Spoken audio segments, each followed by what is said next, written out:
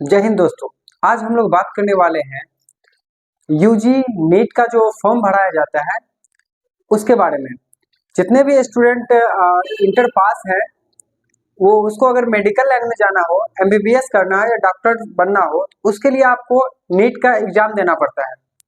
तो उसका जो है नीट का एडमिशन का जो है एग्जामिनेशन फॉर्म भराना शुरू हो गया है। तो आज हम उसी के बारे में जानेंगे। तो चलते हैं हम लोग बोर्ड के ऊपर और सारा कुछ स्टेप बाय स्टेप करके समझते हैं। तो यहाँ आप देख लिए NTA NEET UG admission 2025। NTA का जो फुल फॉर्म होता है नेशनल टेस्टिंग एजेंसी, इसके द्वारा नीट का जो है आपका एडमिशन का एग्जाम लिया जाता है। अब देखिए ये अप्लाई आपको 7 तारीख से शुरू हो चुका है। इसका जो फॉर्म है वो 7 तारीख से भराना शुरू हो चुका है और इसका जो लास्ट डेट रखा गया है वो 7/3/2025 रखा गया है। मतलब 7 मार्च तक आप इस फॉर्म को भर सकते हैं। उसके बाद इसी में क्या है कि इसका सारा डिटेल्स पहले कंफर्म कर दिया जाता है और उसी टाइम पे सारा कुछ होता है। फिर यहाँ पे दिया हुआ करेक्शन का डेट। करेक्शन डेट ये 9 से लेकर के 11 मार्च तक आपको करेक्शन का डेट दिया जाएगा। अगर आपका कुछ गलती हो गया फॉर्म भरने में तो आप सुधार कर सकते हैं। उसके बाद एग्जाम का जो डेट क्लियर करके ये दे दिया है कि 4/5/2025, मतलब 4 तारीख 5वां महीना 2025 को आपको इसका एग्जाम ले लेगा। उसका सिटी जो आपको बताया जाएगा कि आपका कौन सा सिटी में आपका एग्जामिनेशन सेंटर हुआ है वो आपको 26/4/2025 को ही बता देगा। फिर आगे हम लोग देखते हैं एडमिट कार्ड। आपका जो एडमिट कार्ड जारी किया जाएगा वो 1/5/2025 तक आपका एडमिट कार्ड जारी कर दिया जाएगा। जिस दिन एग्जाम रहेगा उससे करीब हफ्ता दिन पहले आपका एडमिट कार्ड वो जारी कर दिया जाएगा, जो भी आपका एग्जाम देने जाइएगा। उसका आपका जो रिजल्ट है, ये रिजल्ट जो आपका डिक्लेयर करेगा वो आपको 14/6/2025 तक आपका जो रिजल्ट है वो डिक्लेयर कर दिया जाएगा कि आपका वो आप पास किए या नहीं किया, आपका एडमिशन हो पाएगा या नहीं हो पाएगा।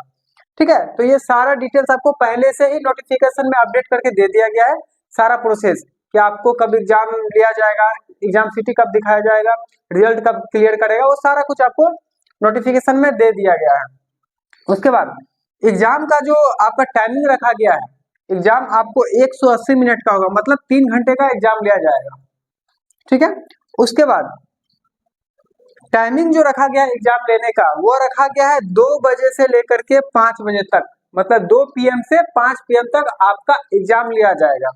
उसके बाद एप्लीकेशन फी, इसमें देखिए क्या है, जनरल वाले कैटेगरी को 1700 रुपया फॉर्म भरने का चार्ज लग रहा है। 1700 रुपया फॉर्म भरने का चार्ज लग रहा है जनरल कैटेगरी वाले को। फिर EWS और OBC वाले को 1600 रुपया फी लग रहा है। उसके बाद SC ST को 1000 फी लग रहा है। और आउटसाइड ऑफ इंडिया, मतलब इंडिया के बाहर का जितने भी स्टूडेंट है, जैसे मान लीजिए नेपाल या अदर कहीं भी कंट्री का अगर स्टूडेंट इस फॉर्म को भरना चाहता है तो उसके लिए 9500 का फी रखा गया है। तो 9500 फी लगेगा उसके लिए। उसके बाद एलिजिबिलिटी देखिए क्या है, कैसे स्टूडेंट इस फॉर्म को भर सकते हैं। एडमिशन फॉर्म जो होता है नीट का वो कैसे स्टूडेंट भर सकते हैं। 12th पास होना चाहिए, उसके साथ साथ फिजिक्स, केमिस्ट्री और बायोलॉजी, ये तीनों सब्जेक्ट होना चाहिए, चाहे वो किसी भी बोर्ड से हो।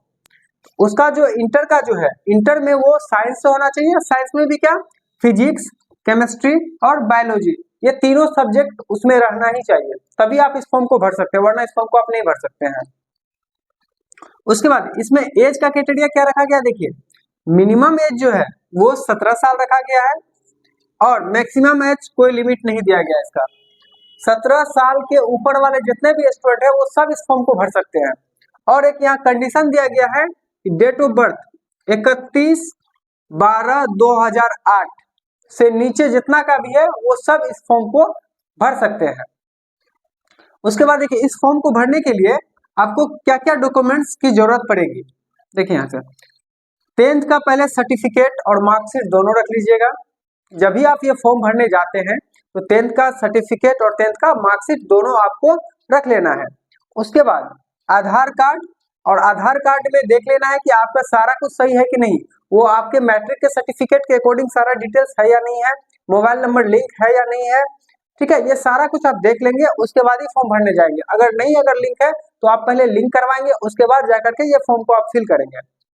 उसके बाद आता है कास्ट सर्टिफिकेट। अब देखिए कास्ट सर्टिफिकेट में क्या है, कि आप एक नॉर्मल कास्ट सर्टिफिकेट अपलोड नहीं कर सकते, जैसे कि ओबीसी या ईडब्ल्यूएस लगता है, जैसे एससी एसटी का कास्ट सर्टिफिकेट होता है।